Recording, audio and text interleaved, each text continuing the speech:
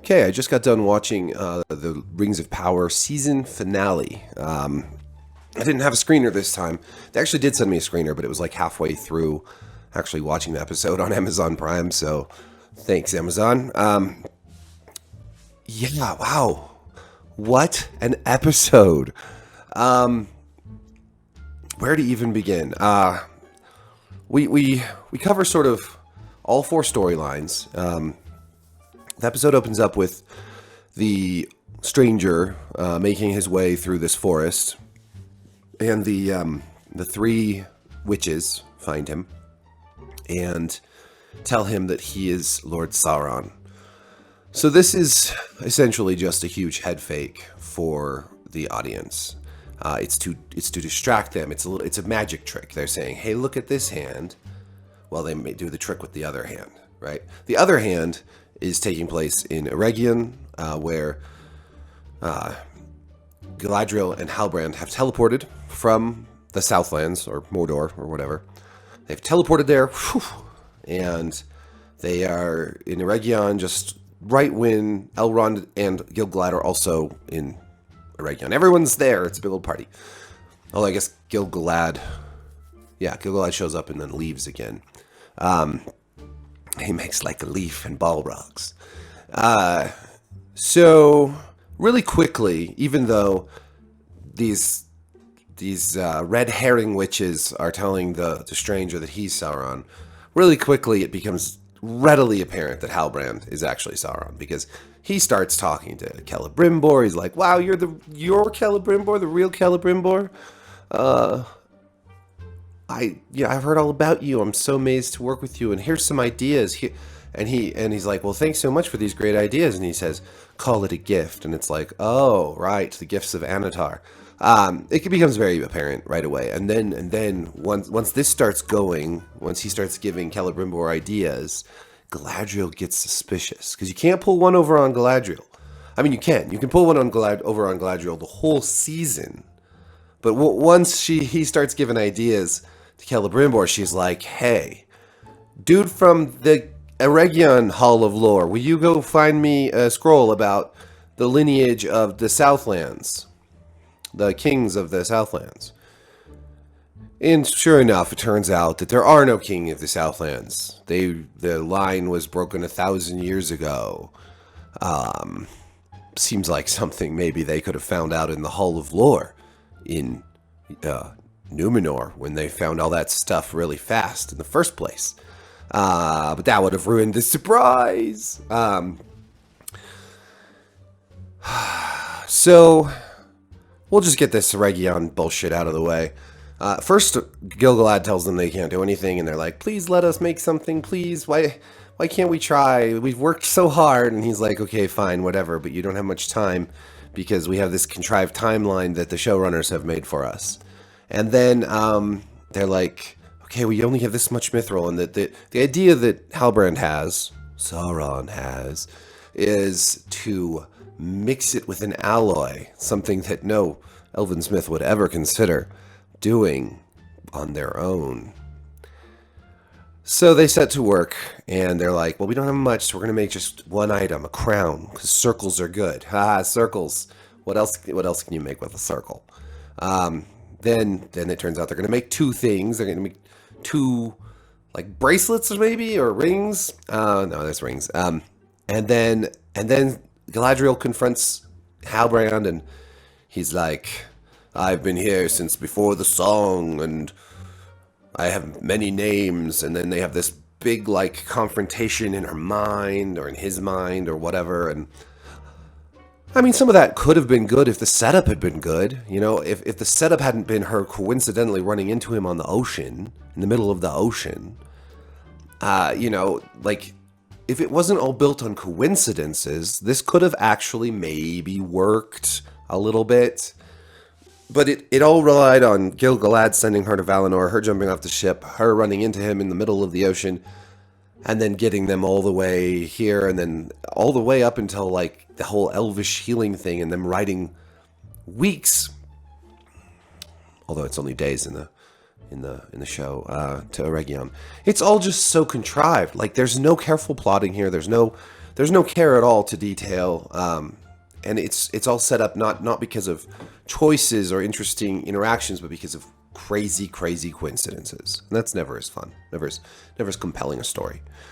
Anyways, he tempts her. It's sort of a last temptation of Christ thing, and like he's basically Satan in the desert talking to Jesus, and she's sort of tempted, but then she's like, "No, I can't, I won't do it." And then suddenly she's being pulled out of the water by Elrond. But instead of telling them that Halbrand was Sauron, she says we need to make 3 rings instead of 2. I don't know. They make the rings then in like 15 minutes. The thing is, and I know I don't want to be a lore stickler, but it takes a really long time for them to make all these rings. Like, it takes hundreds of years, I believe. Like, I don't remember exactly. It takes a long. They make all the rings for the humans. They make all the rings for the dwarves. Then, once they find out who Sauron actually is, then they make the 3 rings in secret.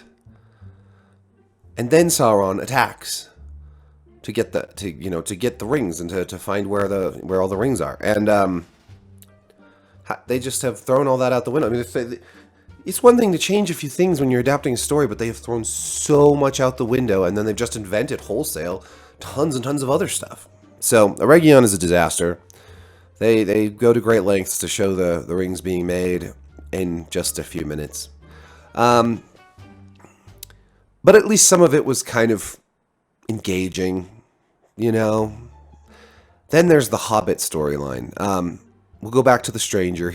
They head fake us with calling him Sauron, but then the hobbits show up, and the hobbits fight with the witches, and then the stranger has to intervene because he doesn't want them to get hurt, but Sadok Burrows gets stabbed in the stomach with a throwing knife, and so he's out.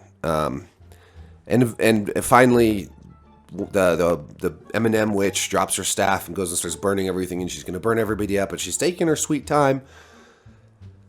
And Nori's like, "I believe in you, man," to the stranger. You can do it. It's kind of like Mike in Stranger Things, the most recent season, where he's like, "I love you, 11. You can fight. You can fight." And he's just this useless, ridiculous pep talk.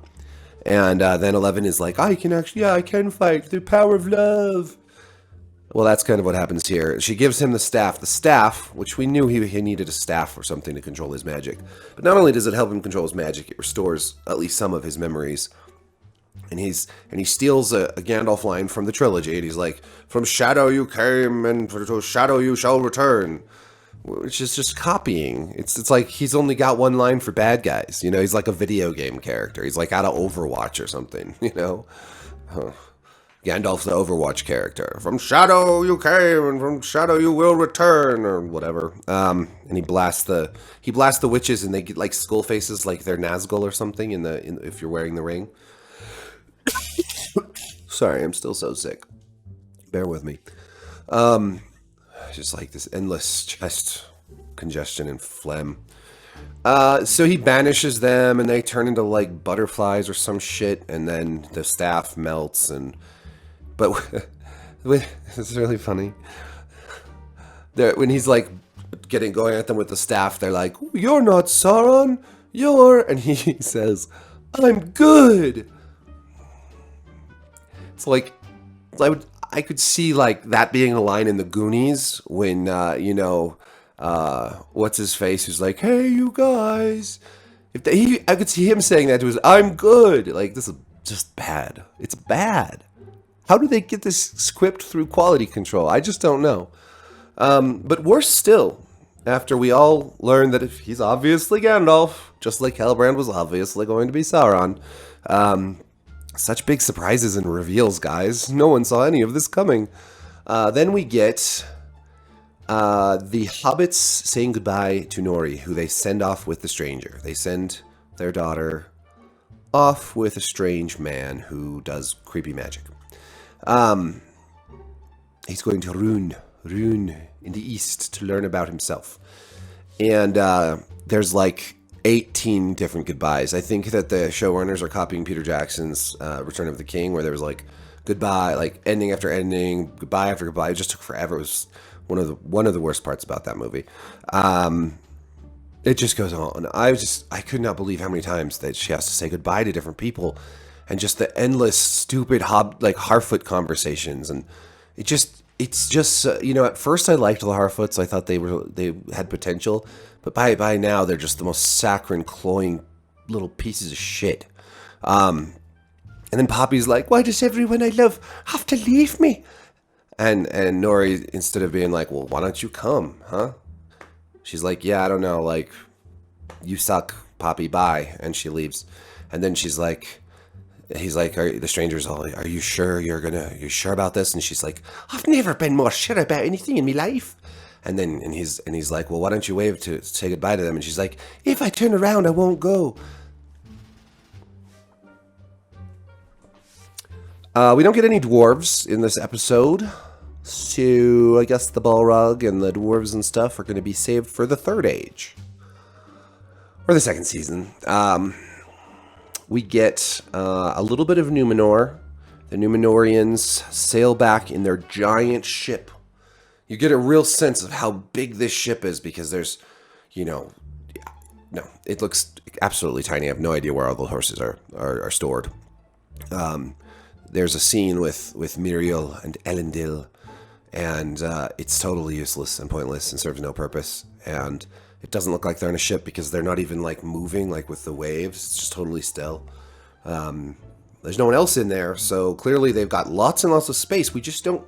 It's like one of those Harry Potter tents, where it looks small on the outside, but when you go inside, it's really big. The king dies.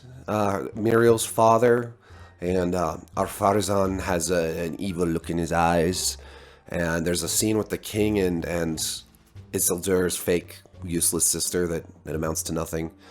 Basically, all the Numenor shit is just absolutely worthless, which is something you never want to feel when you're talking about Numenor, which should be the most badass storyline in the Second Age. But no, it's just pointless dreck.